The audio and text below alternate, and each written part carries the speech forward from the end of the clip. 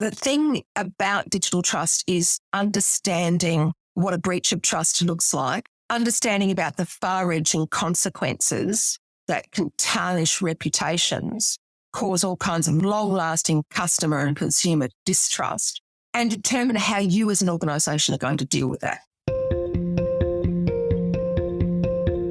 You're listening to KBcast, the cybersecurity podcast for all executives. Cutting through the jargon and hype to understand the landscape where risk and technology meet. Now, here's your host, Carissa Breen. Joining me today is Joe Stewart-Rattray, ISACA's Oceania Regional Ambassador, and today we're talking about ISACA's recent report, State of Digital Trust ANZ Research. Now, we will be linking the report in the show notes for those who want to understand a little bit more and have a little bit more fidelity on the report, but we're just going to be talking about some of the key insights. So, Joe, thanks for joining. It's great to chat to you again. Hi, Carissa. It's a pleasure. So, Joe, I want to start with the report. Now, it says in the report 96% say that digital trust is important to organisations, but we hear this word trust floating around and we often hear it at conferences and things like that. But what does this sort of mean to you? Well, I guess if we look at that 96% of that say digital trust is important to their organisations, I think that means that almost all of the respondents know that trust has become the bedrock of all the transactions and relationships that we have, especially as people are increasingly reliant upon digital devices, technologies, services, and indeed processes around them. So for me, it's interesting that almost all organisations that responded know digital trust is important, yet only 12% of them have a role dedicated to digital trust. So there's certainly, for me, a gaping hole between the action and indeed walking the talk, if you like, and the understanding of the need for digital trust. Now, I'm unsure whether that's because people are unsure of what digital trust actually means. We all know what trust means, but I think when we put the word digital in front, sometimes that can bring about a bit of uncertainty. And if we look at all of this from a consumer point of view, and there are some really good stats coming out of America, that only 54% of Americans trust technology companies to do the right thing. And that's actually down 3% from last year and down 19 points from 2019. So there's been a decline in trust, which I find a little alarming because that means there's a decline in trust in the digital environment. And I think the most interesting part about this too for me was that the most talked about topics that are less trusted include 5G, probably not a surprise there because we've heard a lot about that in this country too. Artificial intelligence, and we've also heard a lot about ethical issues around artificial intelligence, and the Internet of Things and virtual reality. So I thought they were interesting things that people were really a little less trusting about. I think that the growing number of data breaches that we've seen over recent years has probably also decreased trust levels significantly. And let's look at ISACA's definition of digital trust. This, I think, helps frame the understanding of the term. So digital trust is the confidence in the integrity of the relationships, interactions and transactions among providers and consumers within an associated digital ecosystem. So if you break that down, it includes the ability of people, organisations, processes, information and technology to create and maintain a trustworthy digital world. So it addresses ethical behaviours and expectations among all the parties that are engaged in any particular transaction. So so you said before about the decline, which was worrying, which is fair enough. How do we sort of measure that? How are companies measuring, we've got a decline this year? That's a very good point. Is there any sort of metrics or what's the modality to measure this? Well, the interesting thing is that you would usually measure that decline against a known framework. And is there a known framework that it's being measured against?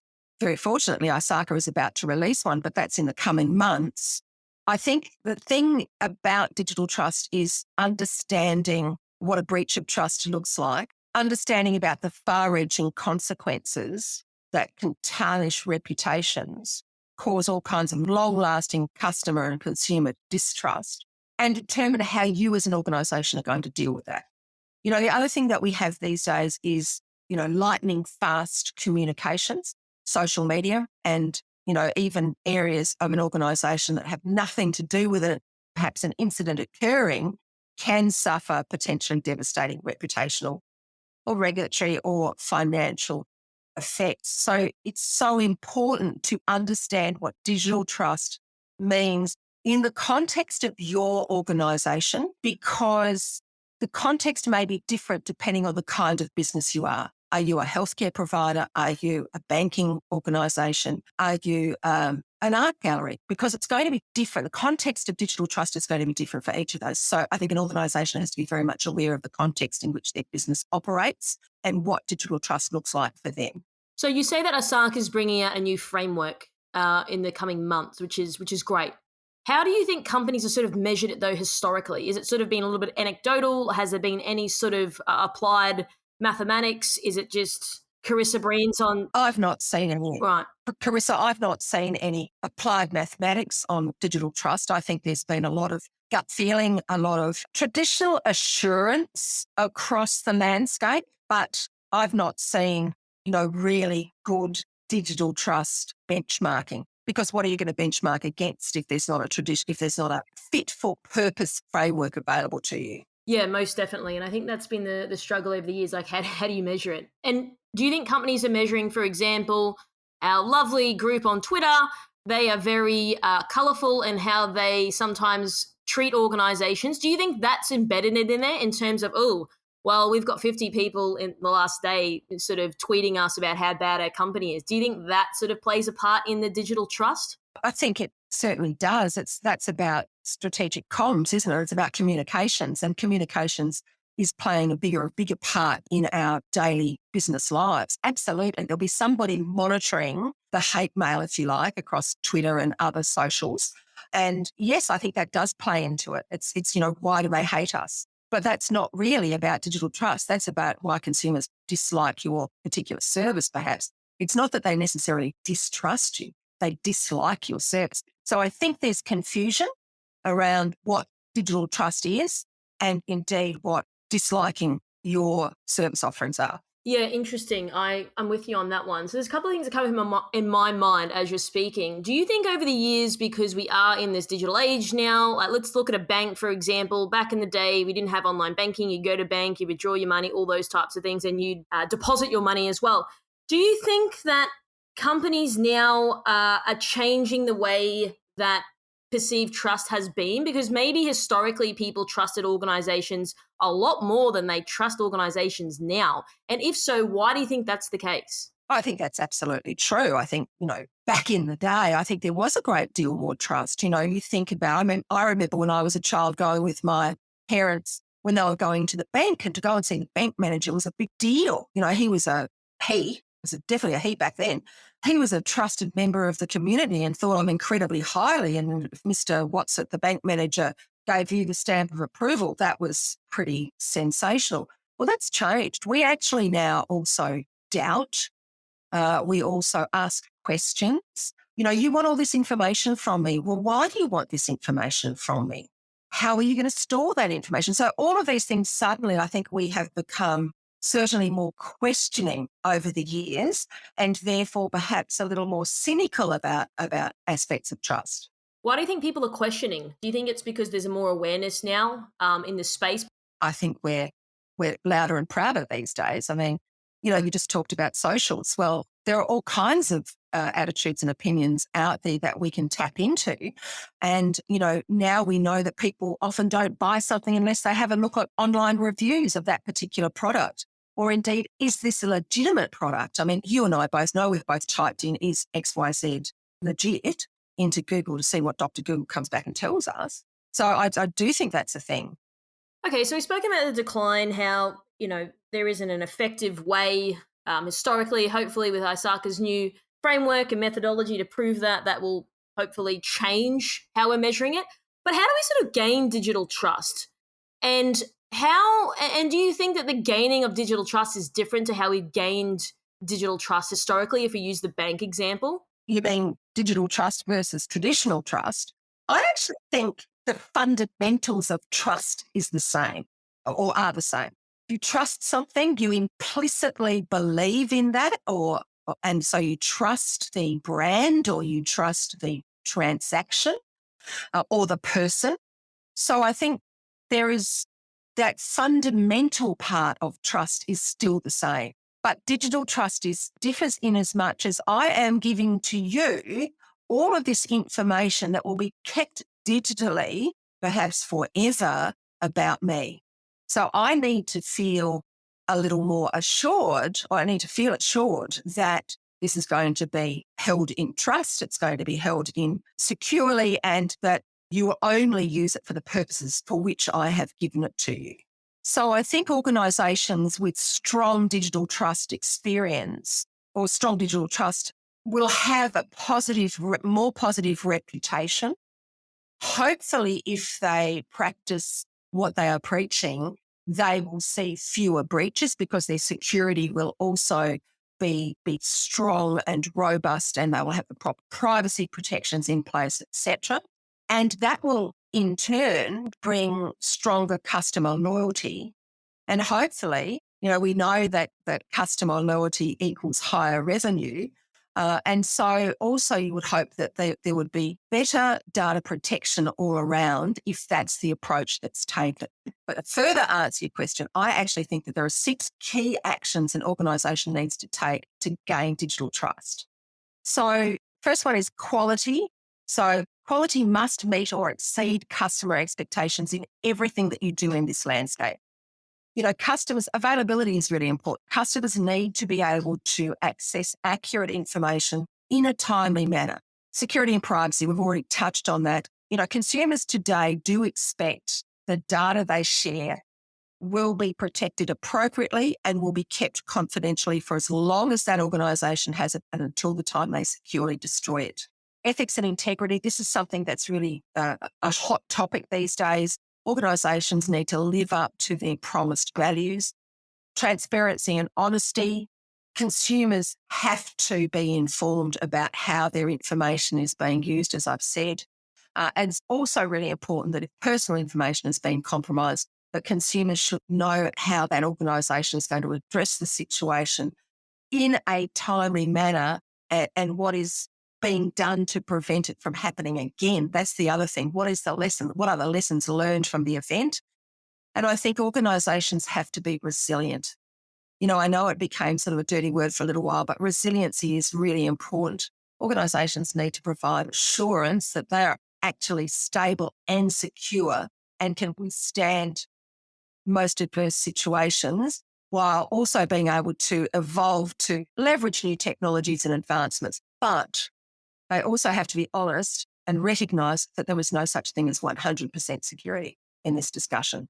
So going back to customer loyalty, do you think as well, because of the velocity now that companies seem to just open up and exist because it's a lot easier to do that, do you think people are not as loyal? Because I was watching something the other day and they're just like, people are not loyal to their employers anymore. It's just the way of the world. And then equally, they're not as loyal to organisations because they can get it cheaper or faster from somewhere else. Do you see a bit of that in there as well? Oh, absolutely. I mean, absolutely. If I'm looking around at, say, the big banks, we've had interest rate rises and the big banks race to ensure that those interest rate rises are passed on as soon as they possibly can. So, of course, as consumers, we're going to ensure that we go find the best deal that we can elsewhere, if necessary. So I think loyalty has changed. I think part of that is also the consumer market is so much bigger than it once was. Your local bank manager could have that conversation with you and say, well, you've been a loyal customer of XD Bank since 1911. Therefore, we'll give you a better rate. Well, it doesn't operate like that anymore. The bank manager doesn't have that kind of autonomy. It's much more corporate centred, but also that kind of longevity doesn't necessarily play to the consumer's advantage. Yeah, most definitely. I'm with you on that one. And I think that this is what creates probably a harder challenge for companies to get the trust, digital trust, because now people aren't loyal. They're not going to They don't really care if they can get a better rate, they will. They're asking questions more, like you said, that people are a bit more cynical now. People are probably a little bit more doubtful, probably because what's being said in the media. Oh, another large company got breached and they're $1 billion company. Wow, if I'm trusting, the guy down the road that's not $1 billion company, what does this then mean for me? So do you think a lot of things that have come out recently in the media is going to make it inherently harder for organizations to get the trust, which then, of course, as you said, in turn builds the loyalty and all of these other things? I think that's absolutely right, Carissa. I think it does. The more breaches that we see, and when we see the big names falling with breaches, it does make you wonder, well, how does, Fred Sheds down the road manage their security, when I buy a new garden shed from them? I hope there's nobody from Fred Sheds listening. I just made that one up. But, I think that's a really important point. This country is built on small to medium enterprise. So we have to make sure that small to medium enterprise has the right tools to be able to assist them in their digital trust journey as well, because we don't want them missing out on their bread and butter because of the breaches of large organisations. I think sometimes smaller organisations are more flexible, more nimble, more able to respond to market changes than large organisations. Yeah, no, most definitely. I agree with you on that point. So then the report sort of says that 62% say having a digital trust framework is very or extremely important. Now we sort of touched on this a little bit, but I want to get into this a bit more because, like we've sort of touched on throughout the interview, hard to measure it. There's nothing historically that's been in place. It is a little bit anecdotal. There's no formula to approach it. So I want to understand from you, what's ISACA doing in this space, but then also what people can maybe do perhaps today to start implementing some type of framework. Yeah, I think it's a case of have a look at this survey that we've been talking about. I think that report is really interesting and will give organisations a bit of a heads up. Also, in the coming months, the new framework will be out, which will be really great for organisations to be able to put in place and to also be able to benchmark against. I think enterprises need to look beyond just digitising the old ways of doing stuff and instead need to view previous processes from a new perspective. Think of it from the digital trust perspective. To do this, they're going to need a structure, right? You can't just pull this out of the top of your head. So you need a new structure, not something that's rigid and monolithic with boxes to tick, but rather more of a scaffolding that organisations can use to develop, organise and communicate their digital transformation initiatives, for instance. It has to be something that's flexible. And that's certainly what the ISACA framework is looking to do. You have to think of the model in 3D. It's something that's flexible and will bend to the needs of an organisation without compromising trust. So you said before, sort of not doing stuff the old ways. What do you think is the old stuff that people are doing? We used to be a little bit more cavalier about how we dealt with data. I would harvest as much data from you as I possibly could, because just in case I might need it in the future, which actually puts me at risk, me as the organisation at risk, because if I'm holding all of this data and I'm breached, all of a sudden you are also in the firing line, right? So I think we can't afford to do that. We need to be very specific about why we are collecting data. You're giving me data because you need new spectacles. And so it's all about that need. So that's the need that we should be looking at and not extrapolating from that, oh, she has brown eyes, therefore she needs this. So it's about that's a really important thing to ensure that we do things in an honourable manner. Why do you think we've been cavalier with data in the past? Is it because maybe it didn't have as much weight to it in terms of, like you just said, if I'm holding all this data, all this PII, and then I get breached, that's a problem for the organisation and the person in security as well? Yeah, look, I think there are a number of reasons. One is that, yes, we were quite cavalier about it because it didn't hold the weight, because it really couldn't be weaponized as it is today. And I think that's the issue. It's the weaponizing of data that's a real problem.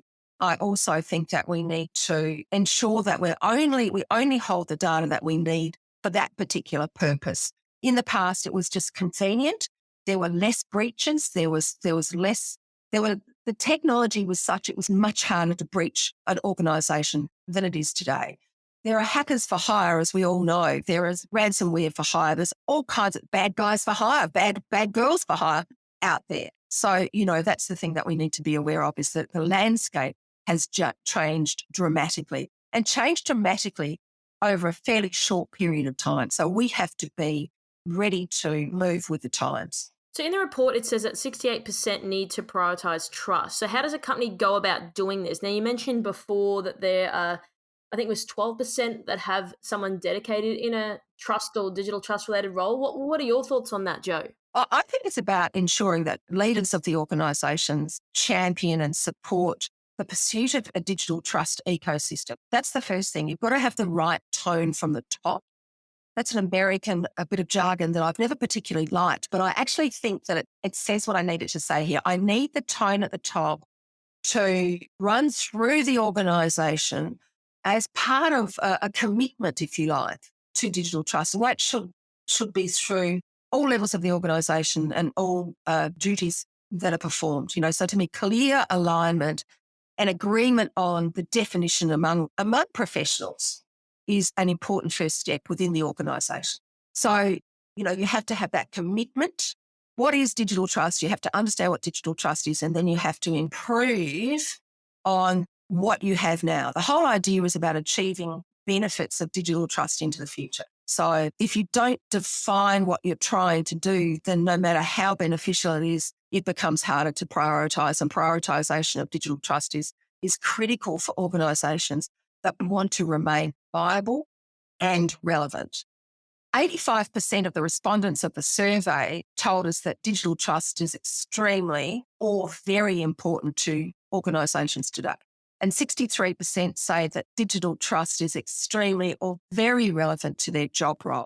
Only 66% said that their organisation prioritises digital trust in line with its level of importance. So what about the others? This is, to me, this will be a growing concern, as 4 out of 5 respondents, about 82%, believe that digital trust will be more important in 5 years than it is today. If that's the case, we've got to get on our bicycles and get going. So, it's all well and good for companies to say, all right, tone at the top, we've got to prioritise digital trust. But then, of course, the working year starts, things happen, trying to keep their lights on, we've got less staff, or my staff's being poached for another organisation, and then this just goes by the wayside. And I say this because we're human beings. What is it? At the start of every year, everyone has their New Year's resolution, and then by January 18th, no one's going to the gym anymore. They're back in the pub drinking beers with their buddies. How do we have the stamina to make sure that our intention stays true in perpetuity, but also throughout the year as well? Because, like I said, setting the intention's easy, but how does someone follow through with it? I think it's about being kept honest.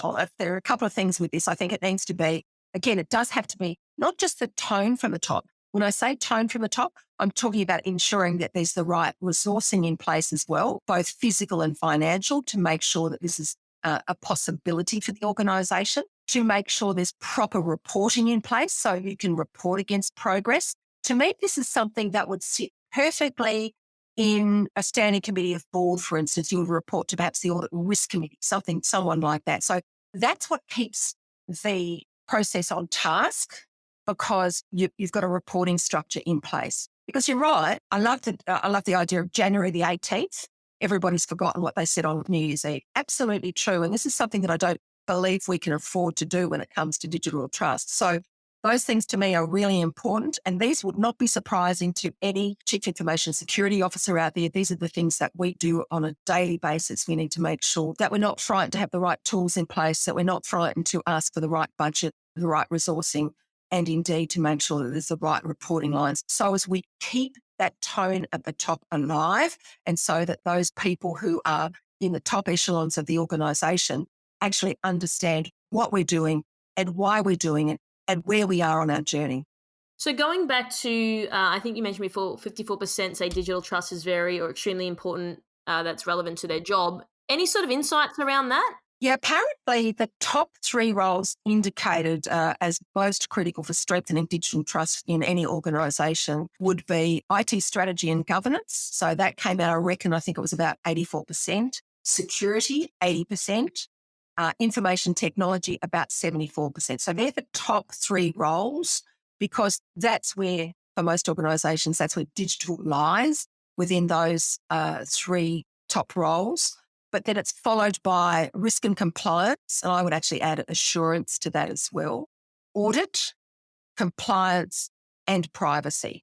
And to me, I'm seeing more and more a convergence of some of those areas. You know, I talk about I can't operate as a chief security officer without buy-in from the head of risk and assurance, and without my colleagues in privacy, and of course in digital services, or indeed in information technology. So to me, you have to have these cross-functional relationships. So that's no different from straight out security to looking at digital trust across an organisation.